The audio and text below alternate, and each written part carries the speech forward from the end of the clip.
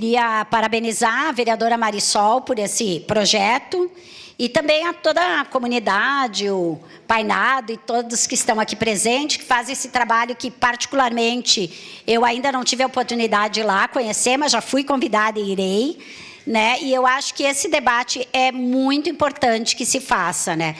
Quando a gente fala, é isso, né? Nas diversas religiões, tem pessoas que só conseguem defender e respeitar as suas.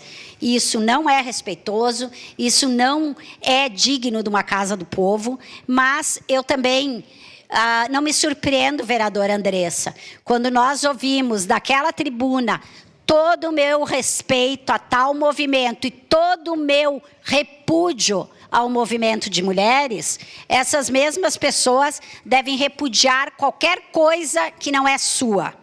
Então, isso realmente não é bom para casa, não é bom para a cidadania, e eu acho que é um exemplo que não se deve ter. Há poucos nós tínhamos aqui a casa lotada, todas as pessoas, teoricamente, pelo menos respeitadas, e agora, na hora de um projeto de lei, de uma lei tão importante como essa, que eu não vou repetir tudo o que a vereadora Marisol conseguiu resumir em exatos 5 minutos sobre tudo que é feito, as pessoas se retiram de plenário. Então, isso é lamentável, com certeza votarei favorável.